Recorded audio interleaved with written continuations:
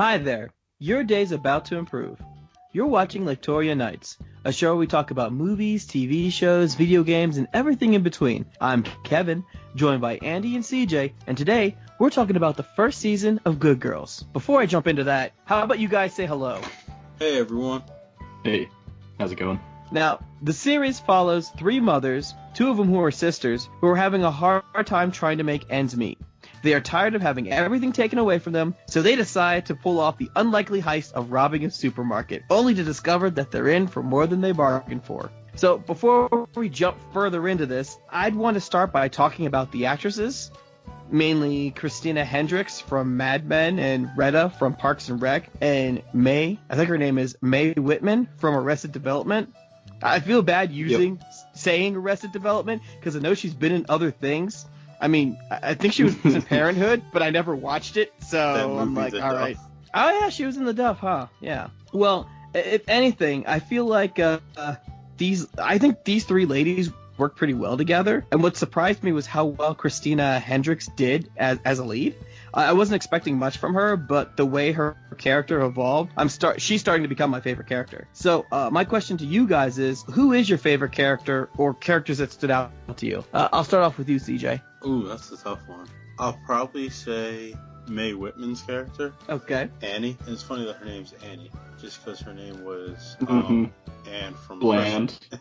all the jokes from Arrested Development. And it's funny. It's cool to see her having a personality in this show versus in Arrested Instead Development. of just being a confused blank character. Exactly. I'd have to say she's probably my favorite character though so far. Just the comedy that she brings to the show, and just like her attitude and her like never grow up attitude that she has. Okay. Well, wait, didn't she have a personality in The Duff?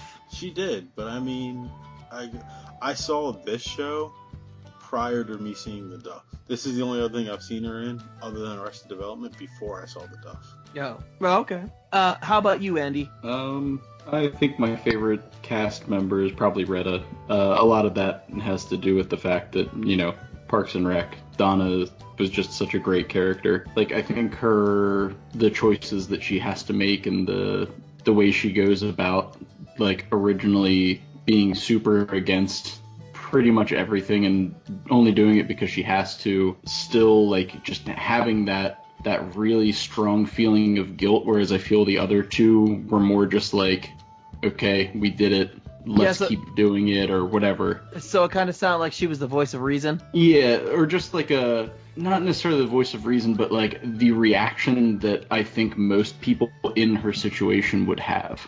And it's funny because she had the most valid reasons to actually do any of it. To actually continue? Yeah, exactly. With everyone else, like people every day go through, divorce or losing your house or custody battles. But when you're talking about like the actual life of your child, I can say for myself, there's probably nothing I wouldn't do to save the life of Carter, Damien, and Arabella. So what Retta's going through, I could understand why she would do it, but it's still nice to be like she's that one character that really struggles with it more so than the other two, given her situation. Okay.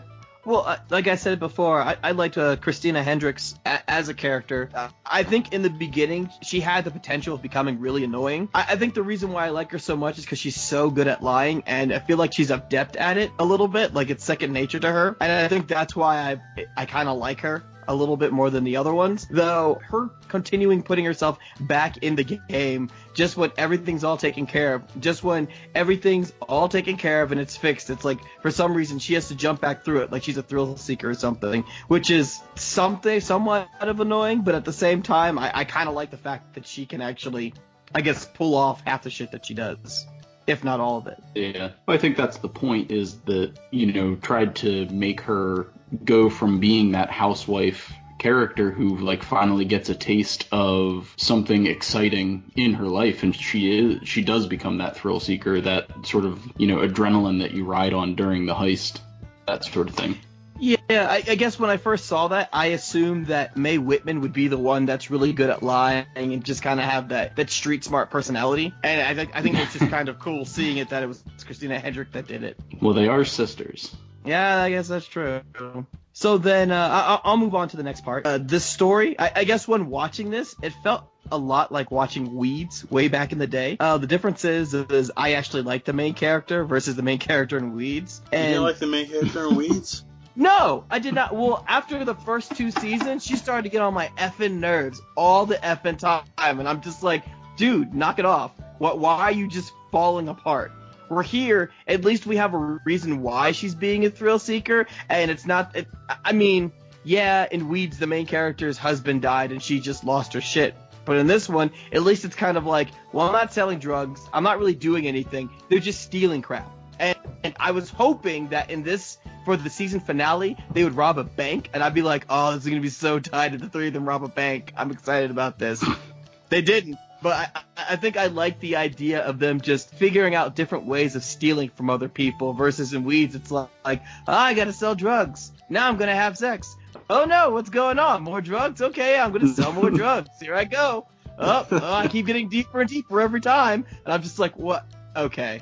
All right. I will say this about the Weeds comparison. You're definitely spot on. I guess I can understand why you wouldn't like the mom in Weeds, because she did get herself in these situations for no reason, and she was kind of just aimless in that way. But Weeds was really a hell of a show. You can give your props to Weeds. I fell off after the whole them leaving Mexico and stuff, and I'm like, all right, I'm done with this. I'm done with all of this. But this leads me to my question to you guys. What did you think of the season 1 story? Did you have a favorite part?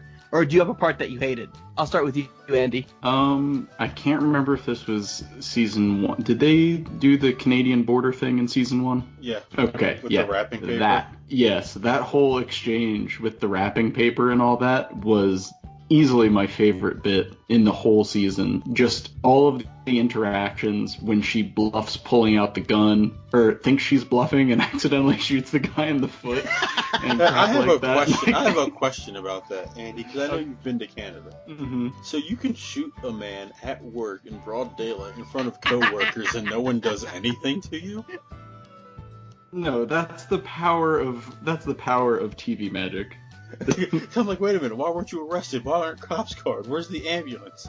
Why are the workers still working? I mean, I think the reason why the cops weren't called is because there's very clearly illegal money printing going on. But my point is that, like, I think even if that were the case, someone would have at least called an ambulance.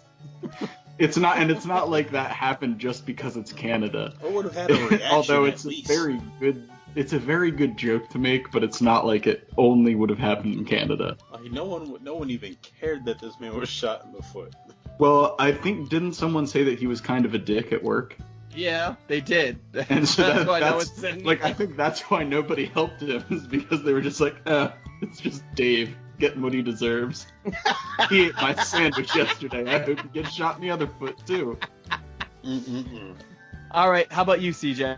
There is one part that bothered me. Did anyone notice that the guy that works at the grocery store is Cricket? Yes. Yeah, I did notice that. Immediately. I was just like, oh yeah, it's Cricket time, baby. Oh, it took me a while because he had an eye, his body parts were off, his face wasn't scarred up, and I'm like, oh, that's and Cricket. He wasn't addicted to every drug under the sun. Yeah. He's my least favorite character just because he's such a douche mover. But, I don't know, just it being Cricket in general bothered me, because now when I go back and watch Always Sunny, it's like, I hate you. But you're supposed to anyways. See, I didn't hate him in Always Sunny. I just felt bad for him. Now I don't feel bad for him. Because everything he does in this. And Wait, so you don't even feel bad for him afterwards when you find out that he's lying and saying like, oh yeah, Jessica Alba, that's my girlfriend, or whatever, and then you find out the grandmother knew the whole time, and it's like, I didn't feel bad for him because he tried to rape Annie. It was like 10 minutes into the second episode or whatever. Exactly. I was mad he got out of the predicament when they kidnapped him and put him in the treehouse. I'm surprised he didn't die. I was expecting him to die mid-season. I'm not gonna lie, I thought he was gonna get hit by a car. And every time he says Annie Banani, it makes me cringe. Well, it's supposed to, so it's working. Yeah, and then that weird relationship he had with the chick that he met at church, who was blackmailing the girls. Yeah, that chick should have been killed. That chick, the chick that he had a relationship with, she drove me crazy because it was like she tried to milk them for more money. I'm like, no, just kill her. No, Just I don't care about I was going to say, like, you do understand who you're actually dealing with, right? I would have been If you die, all that's going to happen is your kids are going to go to, like, a foster parent program, and no one's going to know. Yeah, that's right. That's it. That's why I'm like, just kill her. As soon as she went to blackmail me, I would be like, hold on, let me just call my boss. I would have called Rio and be like, hey, I'm not one to gossip, so you didn't hear it from me. But the person who stole your money, she's right here. Go get her. You might find it at this address. But this has quickly become one of my favorite shows. Yeah, it is kind of addicting. I think, I don't know if it's my favorite part, or if it's just the part that stood out to me, was when they took the vans and they just kind of went out their separate ways, and they're just like, all right, we got to move this truck from point A to point B. The work truck. Yeah. Theme where they, like, basically played 3-card Monty. And then in the end, she gets pulled over and finds out there's nothing in there. And he's like, oh, yeah, I'm just testing. I'd be like, you motherfucker. Like, people were crying. She had all these stuff all planned out, going, he's going to need this.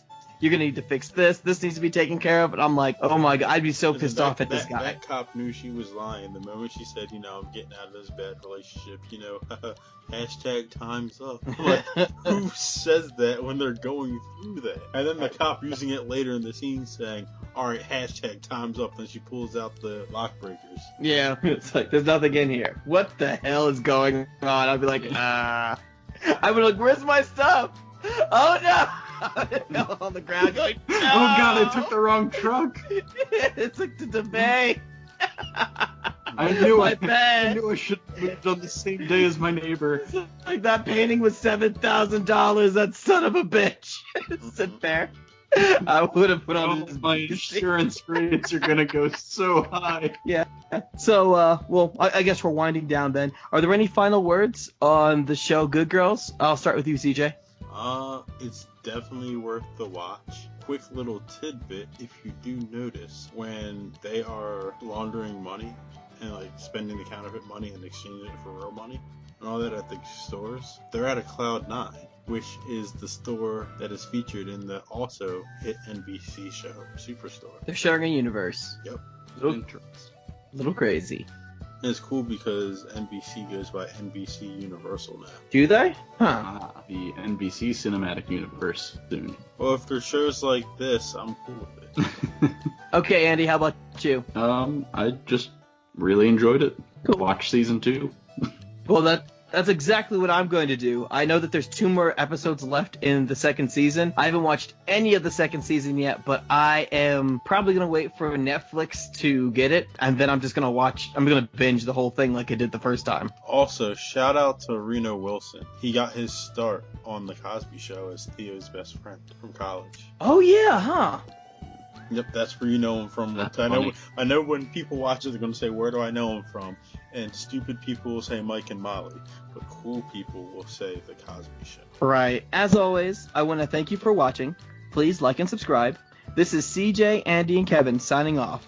Watch more TV and play all the video games.